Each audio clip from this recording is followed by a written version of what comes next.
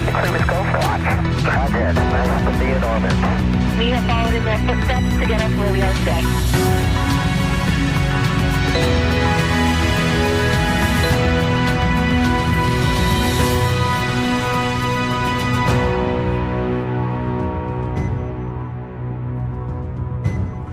It is October 23rd, and we're joining you today from SpaceX in Hawthorne, California. And you are looking at a live view of Mission Control Hawthorne. And we are awaiting Crew-8 to begin their journey back home at 2:05 p.m. Pacific time or 5:05 p.m. Eastern time.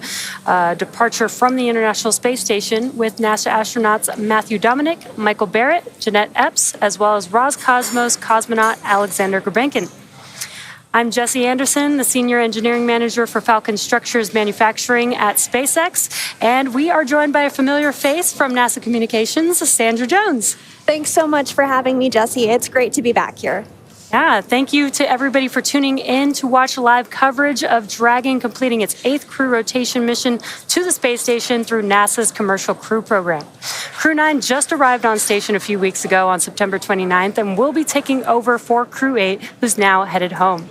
Crew-8's Dragon has become the longest dock to the station for a single mission, spending 232 days docked. Crew-2, which also flew on the same Dragon, held the previous record at 197 days and 20 hours, and Crew-7 was right up there at 197 days. That's right, Jessie. Crew-8 launched earlier this year on March 3rd and has now spent 234 days in space, with almost 232 days docked to the International Space Station. During this time, they completed 3,760 orbits of the Earth, traveling more than 99 million statute miles. Endeavour continues to hold the record for the most time in orbit by a crewed spacecraft. Now, the crew is currently suited up, and you do see the crew on your screen there. They're suited up in their spacesuits, and the inside Dragon and the space station hatches are already sealed in preparation for their departure. Once Dragon departs the International Space Station, the crew's flight home is expected to last around 34 hours. Shortly after separation, Dragon will use its Draco thrusters to move away from the station in a series of carefully choreographed maneuvers or departure burns. This increases the distance between the spacecraft and the International Space Station. Dragon will also execute a phasing burn to lower its orbit and line the spacecraft up with its landing location. And following a phasing, Dragon will complete deorbit, reentry, and splashdown. Now, during the deorbit sequence, several events will occur, including trunk separation, closure of the nose cone, a deorbit burn, deployment of the drogue and main parachutes, and then finally splashdown. Dragon is targeted to splash down off the coast of Florida on Friday, October 25th at approximately 12:29 a.m. Pacific time or 3:29 a.m. Eastern time, where it will be picked up by a SpaceX recovery vessel, and our recovery teams will help egress the crew. And today on board the International Space Station, the crew of Expedition 72 is being led by NASA astronaut Suni Williams. Also on board Space Station are NASA astronauts Butch Wilmore, Don Pettit, and Nick Hague, as well as cosmonauts Alexei Ovchinin, Ivan Wagner, and Alexander Grebenkin. With the 11 crew members on board Space Station and Dragon, as well as 3 astronauts aboard the Chinese space station, there are currently 14 people in orbit as we speak, but soon that number will be back down to 10 as Dragon departs. Of course, just like its approach to the International Space Station, Dragon's departure and deorbit is designed to be fully autonomous.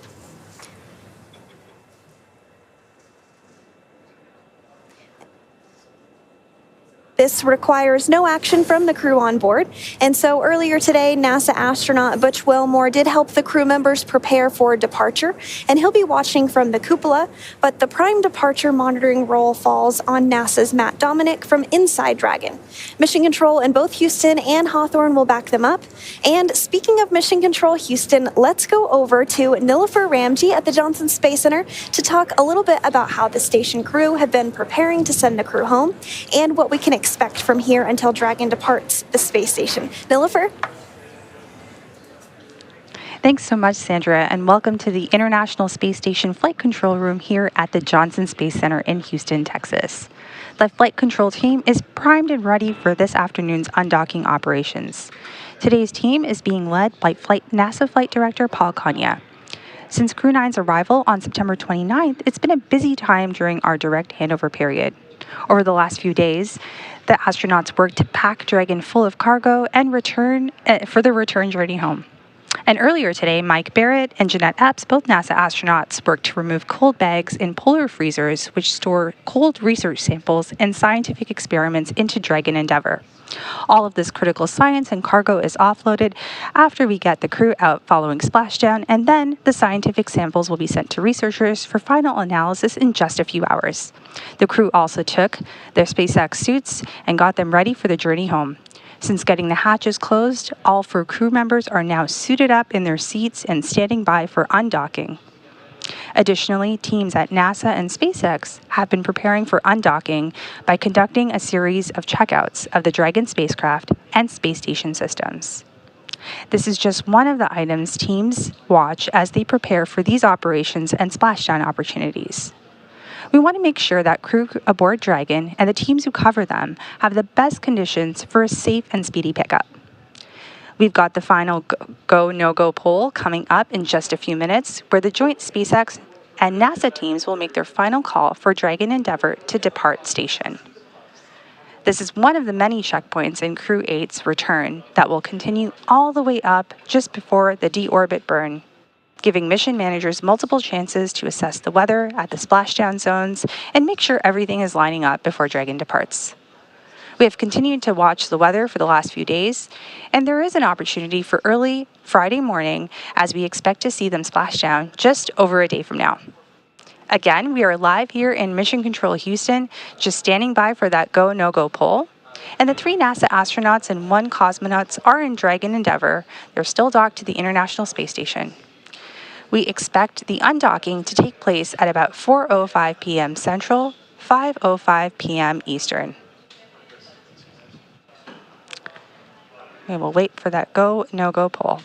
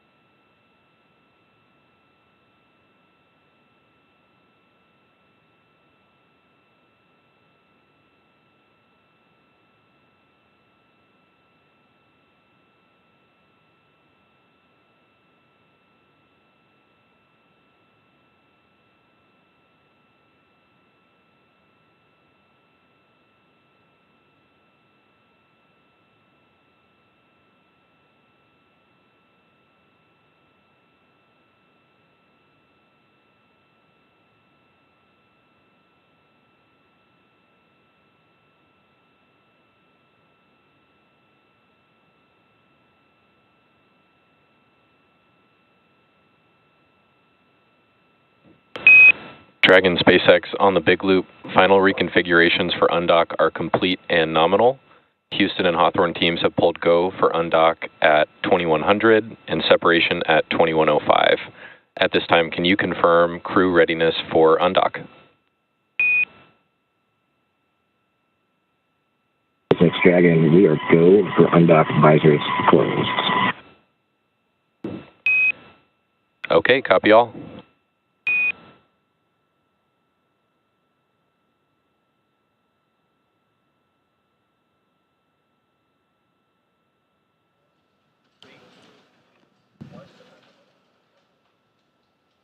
Perfect, and that go, no-go poll that we've been looking for has been completed.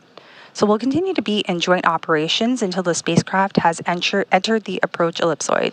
That's the 2 by 2 by 4 kilometer sphere around the International Space Station that teams use to monitor arriving and departing spacecraft. So over the last 8 months, CREW-8 has had what I like to call a astronaut's eye view from the space station. They've had an opportunity to capture some pretty amazing views from low Earth orbit. One of the photos that we got was with the space station being about 250 miles above Earth. They're too far away to make things out like cars, people, or buildings, but what they can see are other landmarks around the world. And the long camera lenses they use help zoom in on familiar sights from our home planet. On September 19th, the crew captured a celestial sight with comet C 2023A3 rising through the atmospheric edge towards the sun. The crew had been watching the tail structure evolve over the last little while. And here's another long exposure shot. This was taken on August 11th above the Indian Oceans as star glitter from above. Such a beautiful aurora. And now finally another peninsula, or what many of us know as the Boot of Italy, taken on August 1st. Of course, we get satellites collect imagery of Earth too, but the International Space Station is unique in viewing these opportunities because astronauts and cosmonauts can tell scientists on the ground what they are observing and what stands out in real time. So they'll have a few more opportunities to take in those views during their flight home as we prepare for undocking coming up here at about 4:05 p.m. Central, 2:05 p.m. Pacific.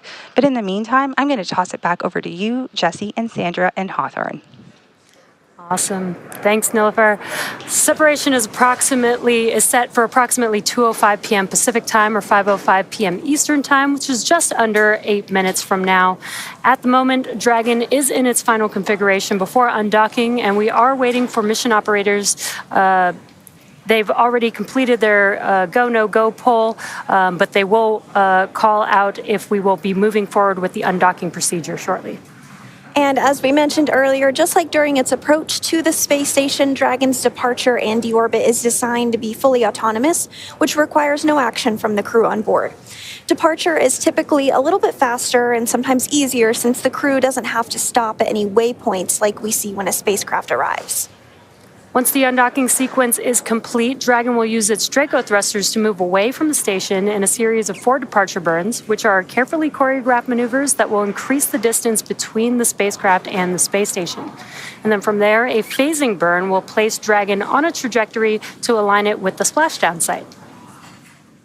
And so we did hear that go, no-go poll earlier. Everyone polled go. That is just a time for everyone on the ground as well as the crew on board Dragon to ensure things are in place. All systems are go, as the name suggests, for the undocking, which again, we are targeting just about 7 minutes from now. Now, at the moment, the crew is suited up as they are during a dynamic phase of the flight. We might hear a call out for the crew to also put their visors down ahead of the actual undocking itself.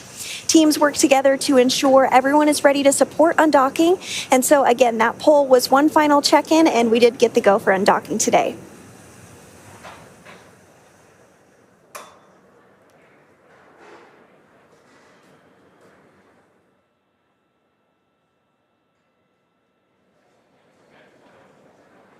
So again, following that confirmation that Dragon is go to undock, we are now waiting for the undocking sequence to begin. Once that happens, it will take less than 5 minutes for Dragon to separate from the International Space Station, which has been its home for the last 7 months. At the planned undock time, SpaceX Mission Control will command the undock sequence start, which begins the automatic undocking process. Now, the first step is for the umbilicals to retract. These umbilicals connect Dragon systems to the space station, transferring power, telemetry. Undock sequence commanded. Second.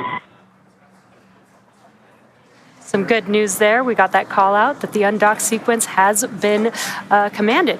So again, the beginning of the sequence is the umbilicals retracting. These umbilicals connect Dragon systems to the space station, transferring power, telemetry, and commands between the two vehicles throughout Dragon's stay. So now once that's complete, Dragon will unlatch itself from the space station by releasing the 12 hard capture hooks in 2 separate phases. All that combined will take about 4.5 minutes, and then Dragon will be ready to depart the space station and begin. Umbilical demate complete and nominal.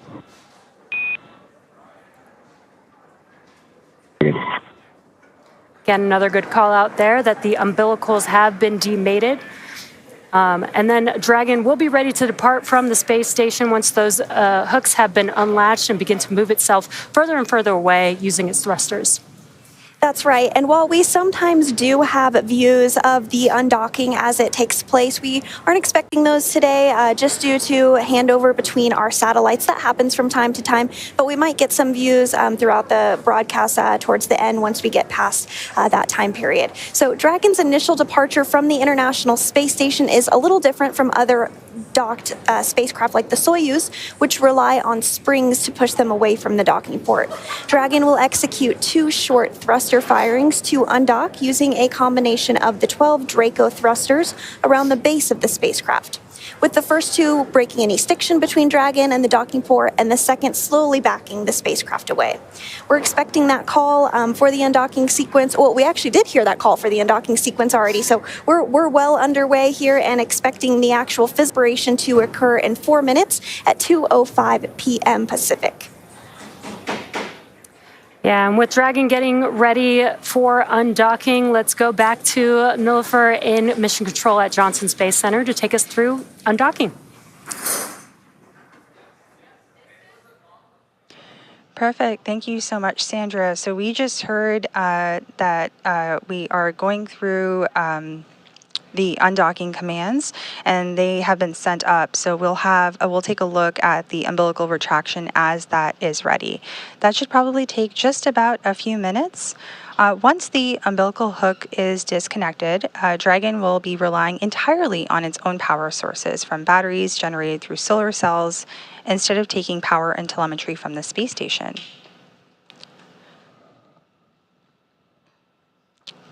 On console today, we have Flight Director Paul Kanya that is managing the room here in the International Space Station Flight Control Room.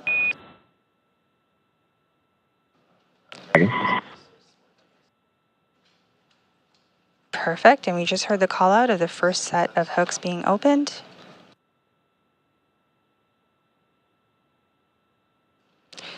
We'll now look for the umbilical retraction and look for 2 sets of 6 hooks. So this is going to be the second set of 6 hooks that will open, and that will take just a few minutes.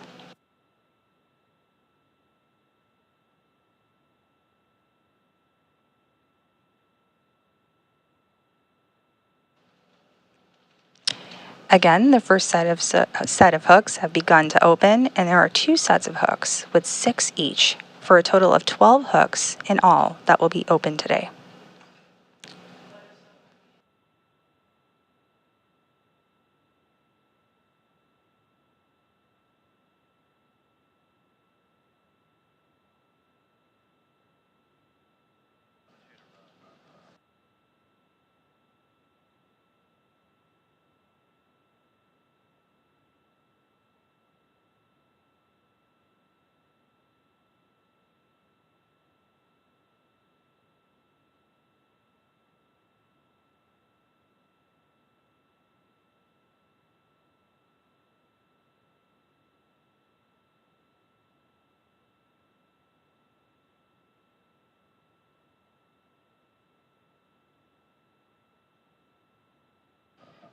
So as we await confirmation, there on your screen you see, as I mentioned, Flight Director Paul Kanya, and beside him Capcom, which is Neil Nagata today. They are the primary folks in Mission Control Houston here, communicating with the crew where necessary.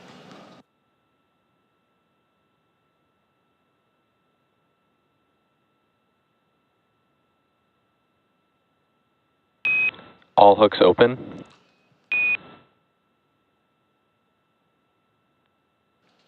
Perfect. That was the call we were waiting for, with all 12 hooks now open. Next up, Dragon will execute a short burn just before separation. And there was the call we were waiting for. This is a combination of Endeavour departing, fair winds and falling seas, and Miyaki Pisaki, my friends. Come on, Dragon. The circle will never be the same without you.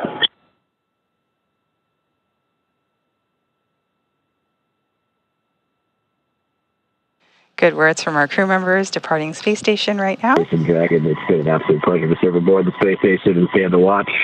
It's in great hands. Godspeed. Tojo, you'll never guess what I found.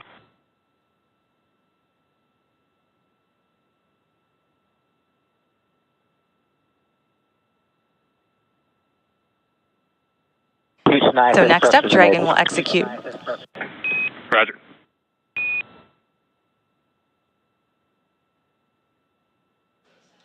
Thank you.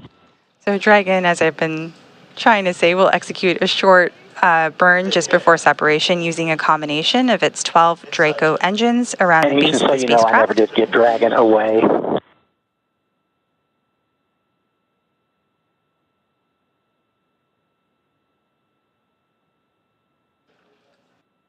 This will break any stiction between Dragon and the docking port.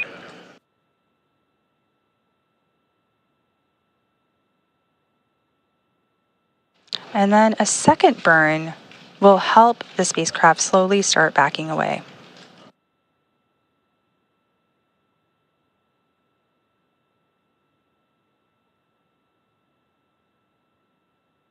We have a fantastic view of a Dragon coming in.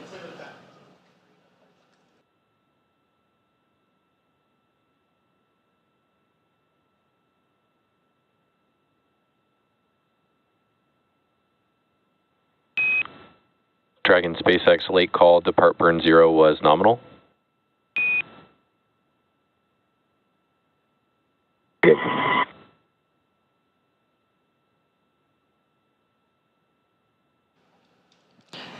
Perfect, and we've just received confirmation of the nominal burn that just took place. It's a very short burn using the service section of the Draco thrusters to break some stiction from Dragon and the International Space Station.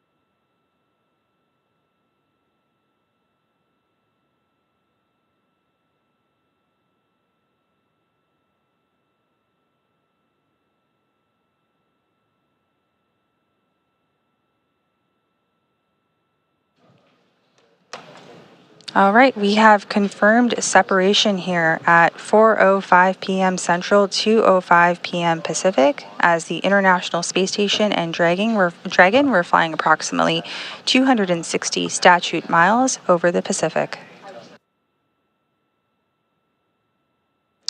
That means that Matt, Mike, Jeanette, and Alexander had completed their journey aboard the International Space Station, wrapping up over 230 days on the orbital outpost as they splashed down off the coast of Florida early Friday morning.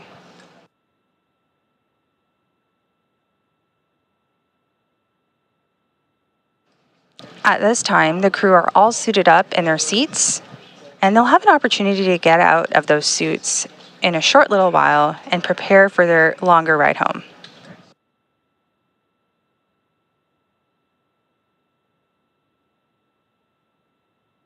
Here in Mission Control Houston, the team will continue to monitor the departure of Dragon as it exits the approach ellipsoid. Again, that approach ellipsoid is a 2 by 2 by 4 kilometer sphere that monitors arriving and departing spacecraft.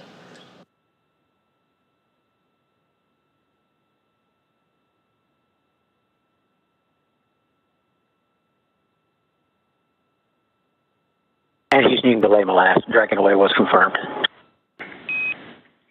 Roger that.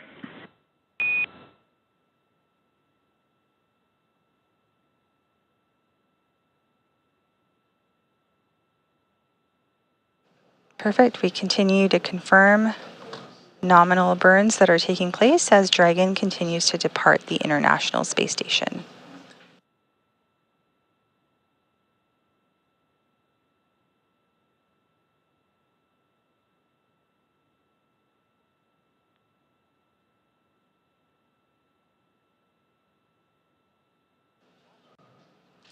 As we continue to monitor here jointly, on the right side of your screen, nominal, you will see... And Dragon, at this time, your go to DOF suits in 4.012.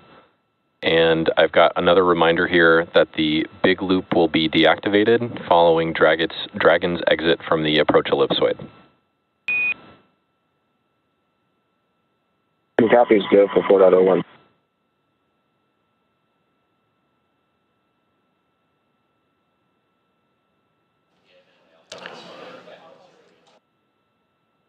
So we have a nominal depart burn lasting approximately 16 seconds. And the team continues to monitor the departure of Dragon as it exits the approach ellipsoid, the 2 by 2 by 4 kilometer sphere.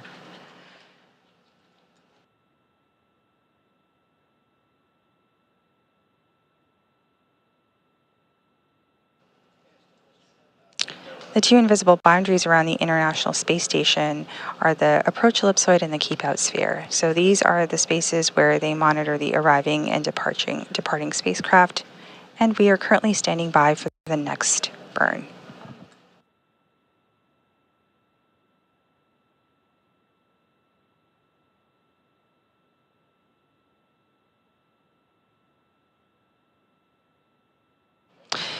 And with that, we're just minutes away from the next burn, but we are going to pass it over as we stand by in mission control to our teams in Hawthorne, Jesse and Sandra. Back over to you as we continue to walk you through this process. And we've got a lot of action going on, and we've got some really cool views from the International Space Station looking at Dragon Endeavour as it's moving further and further away from the International Space Station. We had burn 0 and departure burn 1 already completed. That departure burn 1 is creating more and more distance between the International Space Station and Dragon, and allowing Dragon to exit that keep-out sphere, as Nilofer mentioned. And again, some really cool views there. Station Easton on the big loop. Endeavour's exited the keep-out sphere. Break for Endeavour. Godspeed. We'll see you all in just a little bit. Neil.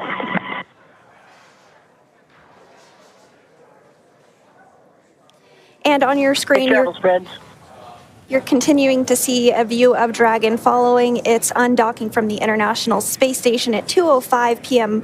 while flying over the Pacific Ocean, approaching the western tip of South America. Now, we did just get word that Dragon has exited the keep-out sphere. You might have even seen some of those thruster firings on your screen as we got that call out. The keep-out sphere is an imaginary sphere or boundary that's 200 meters in radius around the space station. It's one of several safety zones set up to govern visiting vehicles either arriving or departing the International Space Station, and you can continue to see these great views of Dragon as it departs the space station, slowly backing away. Now, before moving into the keep-out sphere, all of the spacecraft have to be configured where they would not cross the imaginary boundary for at least 4 orbits, even if for some reason the spacecraft lost all maneuvering. But again, we don't expect that to occur today. We're now waiting for Dragon to exit the approach ellipsoid, or the AE, which is another imaginary sphere. This time it's a 3-dimensional ellipsoid measuring 4 by 2 by 2 kilometers in the same family as the keep-out sphere. Now, one of the key differences with the AE is that vehicles outside of it have to be on what we call a 24-hour safe free drift trajectory. Now, that means the spacecraft would not cross into the approach ellipsoid for at least 24 hours, again, even if it lost all maneuvering for that call out once we hear confirmation that Dragon is outside of that AE. So to recap today a little bit, the hatches between the International Space Station and Dragon Endeavour were closed earlier at 12:24 p.m. Pacific. Since then, the crew has settled in to begin their 34-hour journey back to Earth following their undocking at 2:05 p.m. But prior to that, the joint NASA and SpaceX teams pulled go to proceed with undock. The undock command was then sent at 2 p.m., followed... SpaceX Dragon to ground, cabin mic check. Got you loud and clear on the cabin mic. Good comm check on Dragon to ground. Awesome, thank you so much.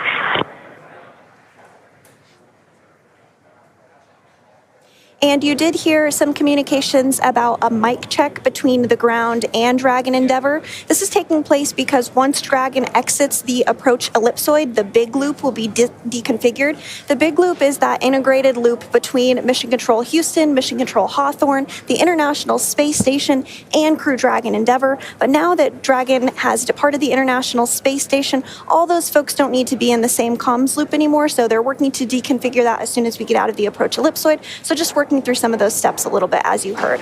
Now, after the umbilicals were retracted just a few minutes ago and those hooks were opened, we did see physical separation take place at 2:05 p.m. Pacific while Dragon was flying over the Pacific Ocean, approaching the western tip of South Africa. Dragon then completed 2 of 4 departure burns and exited the keep-out sphere.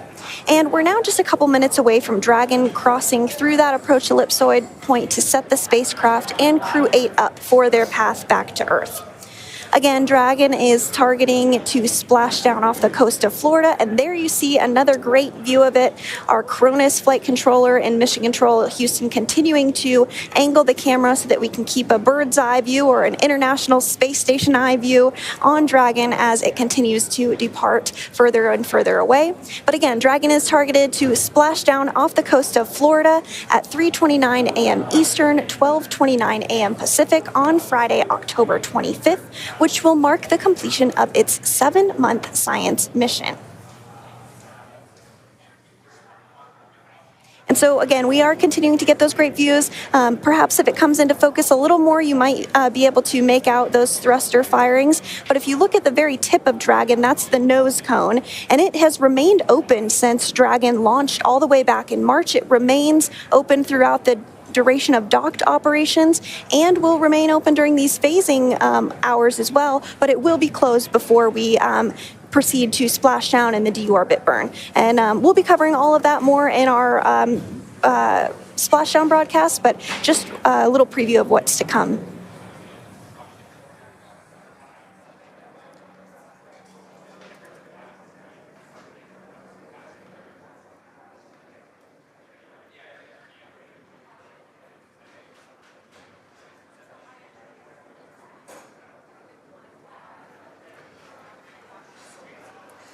So if you're just now joining us, you are tuned into the CREW-8 departure from the International Space Station.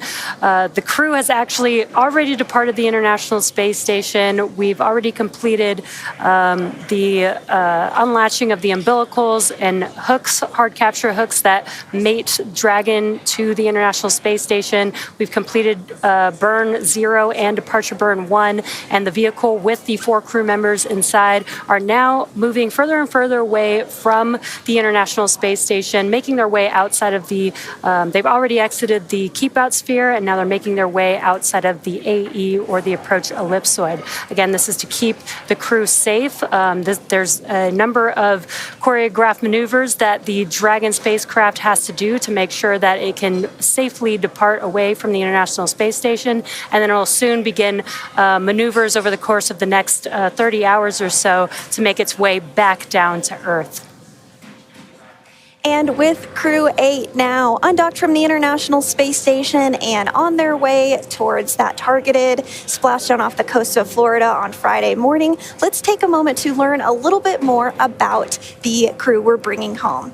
Commander Matt Dominick was born and raised in Wheat Ridge, Colorado, and is married to Faith Dominick, and they have 2 daughters.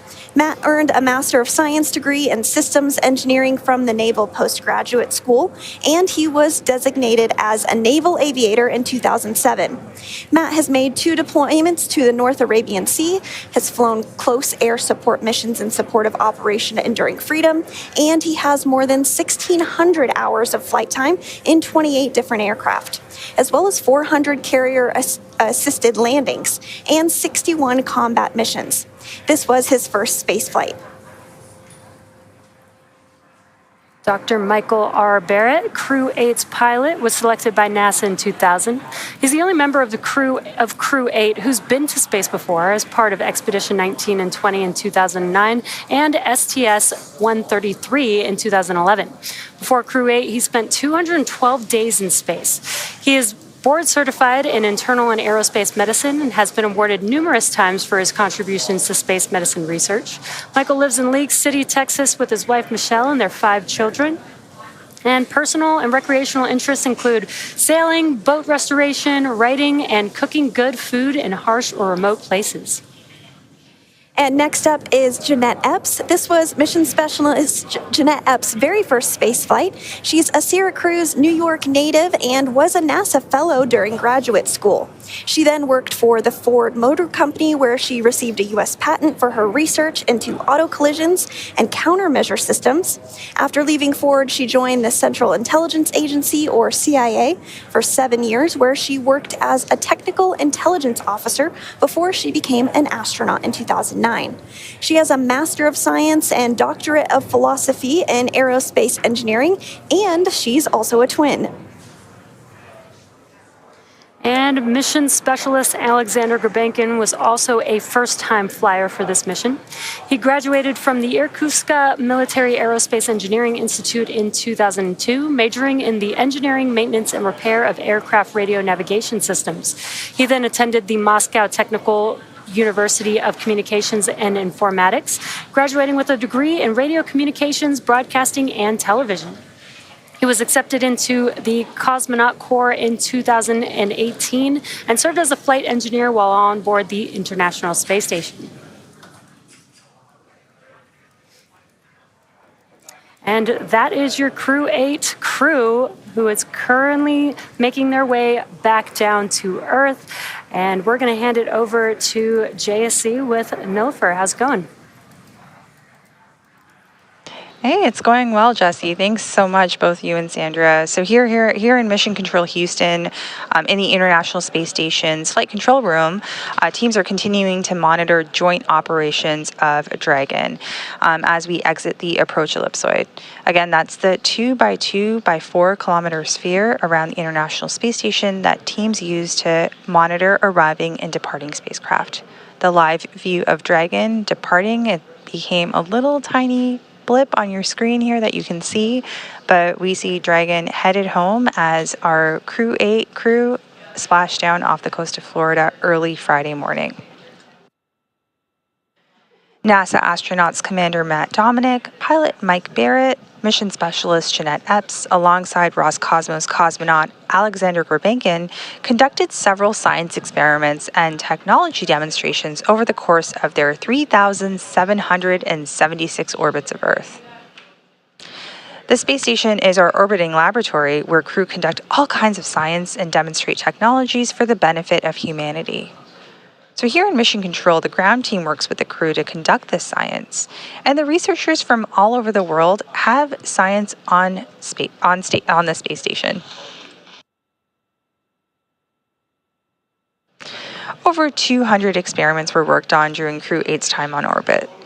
And NASA astronaut Jeanette Epps spent some of her time extracting DNA for the genomic enumeration of antibiotic resistance in space experiment.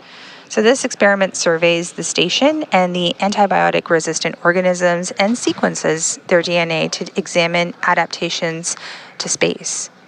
And the results from this investigation could support development of measures to protect astronauts and people in buildings and facilities on Earth, such as hospitals, from resistant bacteria.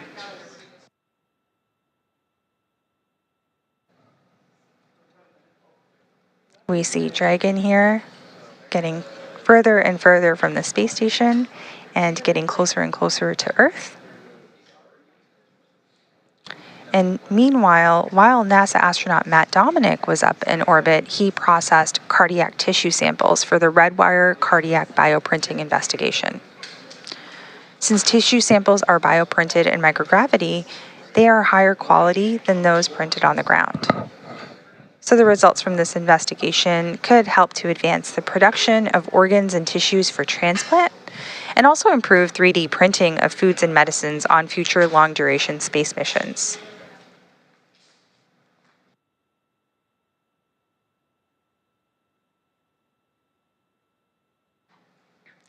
And with that, we've received confirmation that we've just exited the approach ellipsoid. CREW-8, Dragon are on their way home.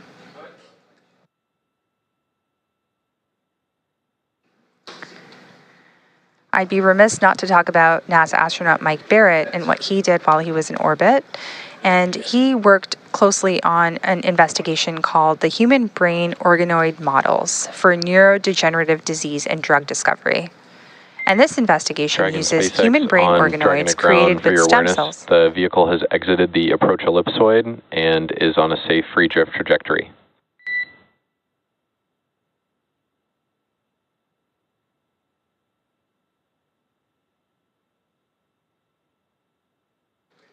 Great, we just heard that call out, and science will always continue to be front and center with various crews that spend their time aboard the orbiting laboratory. And when they splash down, they'll be extracted first, followed by some of that science I just discussed, and it'll be delivered to researchers on the ground. So while we may not be able to air after we exit the approach ellipsoid, we'll continue to provide periodic updates through our mission audio commentary on nasa.gov. So with that, I will take a moment and hand it back to Sandra and Jesse in Hawthorne. Thanks so much, Nilofer. And as you mentioned, Dragon Endeavour has now exited the approach ellipsoid. You do see it there on your screen. It's that tiny little dot now. The approach ellipsoid is another imaginary shape. It's three-dimensional, measuring 4 kilometers by 2 kilometers by 2 kilometers, and it's in the same family as the keep-out sphere. Now, one of the key differences with the approach ellipsoid is that vehicles outside it have to be in that 24-hour safe free drift trajectory, which we've discussed, which means the spacecraft would not cross into the approach ellipsoid for at least 24 hours, again, if for some reason all maneuvering was lost. And with that, CREW-8 has officially departed the International Space Station. It will take them about 34 hours until they make their way back down home to Earth. The crew is currently doffing or removing their spacesuits to settle in for the ride home, and Dragon is targeted to splash down off the coast of Florida at 3:29 a.m. Eastern Time or 12:29 a.m. Pacific Time on Friday, October 25th, followed by the crew getting picked up at sea by a SpaceX recovery vessel. As they rest up, our teams here will continue to keep an eye on the weather to ensure a safe return for Dragon and our CREW-8 astronauts. And though our coverage here in Hawthorne is wrapping up for today, we will turn it over to the NASA team in Houston to take us through the next phases of the CREW-8 mission. Our friends at the Johnson Space Center will provide continuous live audio-only coverage along CREW-8's journey home until we rejoin. You can find the audio-only link by visiting nasa.gov/live and clicking the mission audio link, or by searching for NASA Mission Audio Live feed on YouTube at go.nasa.gov/live-ISS. Meanwhile, we will rejoin for live visual coverage starting roughly 1 hour prior to splashdown. And as always, you can find mission updates on X at NASA, at SpaceX, and on the web at nasa.gov. Thanks for watching, and we'll see you and our CREW-8 astronauts very soon.